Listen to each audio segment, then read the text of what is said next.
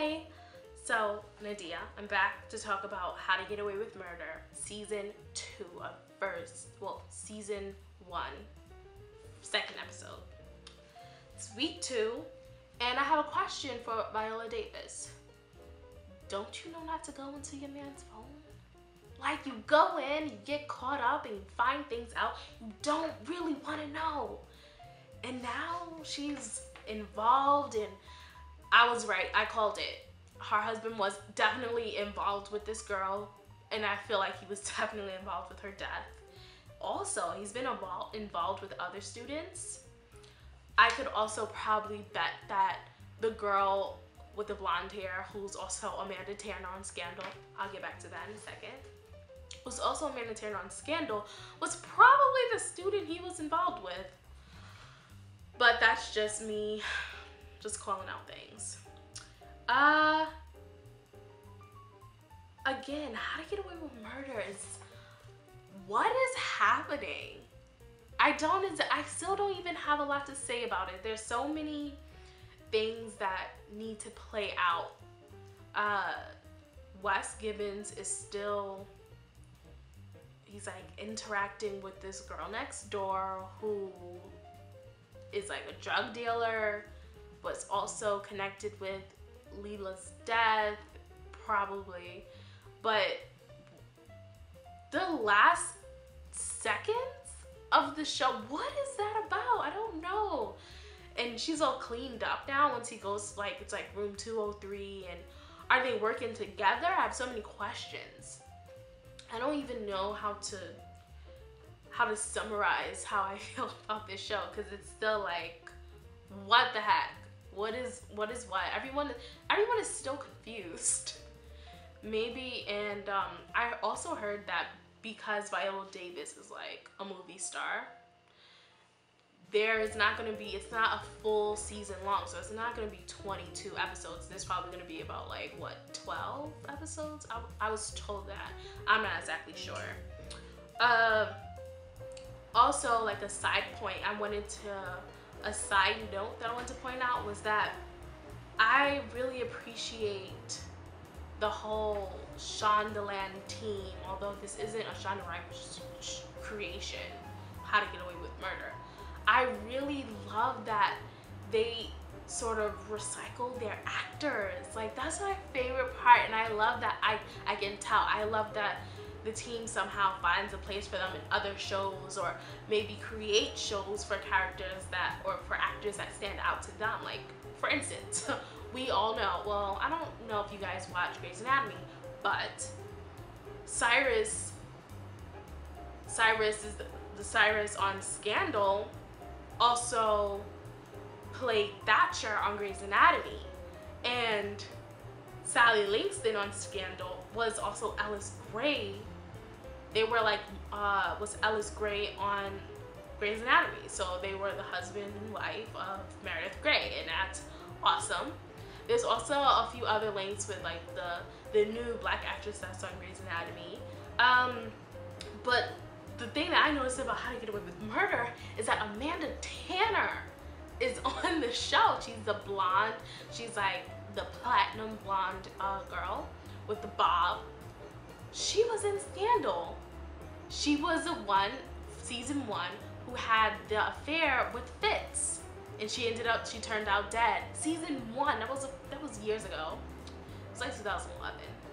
But now she has this new show on a Shonda executive produced series. Well, she's on this new show, and she is like a series regular. Like, that's so dope to me. I love it. I love it so much. Also, if you've seen episode 2 of How to Get Away with Murder, in the man that Viola Davis's character is defending, his daughter, the one who actually killed her stepmom, was also in Scandal.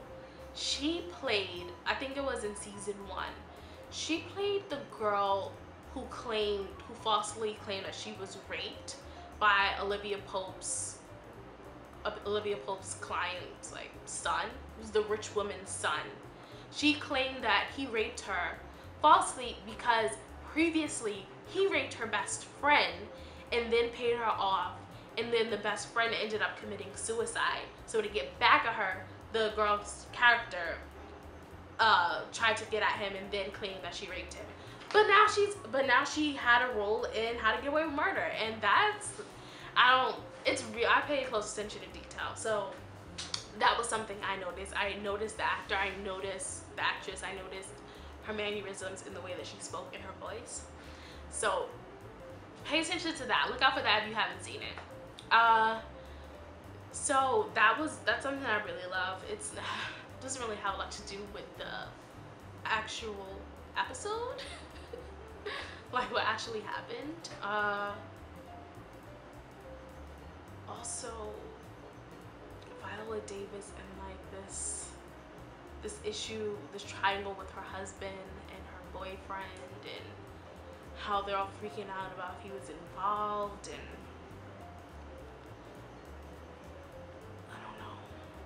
I don't know. But also, I want Laurel to speak up more. That's what she needs to speak up, because she has a lot of good ideas. She's really like, she's reserved and hesitant. She needs to really open up more, says what she has to say in the show, and really bring it, because I know she has it. I think that's pretty much it for How to Get Away with Murder. What I'm looking forward to next week's episode is, I'm looking for the story to develop more. I want to know Wes's connection with this next door neighbor. What is that about? I really want to know what that is. Secondary, I'm interested in knowing about Stan and Viola Davis and Elise Keating and how that all plays out, because they're making us believe that it's bad news and he was involved, but obviously he was involved because he ends up dead. So there's that. I'm interested in seeing how that works out. I wonder if Frank and Laurel are gonna get together and do something, because I feel like there's tension there. Maybe subconsciously I just want there to be tension there.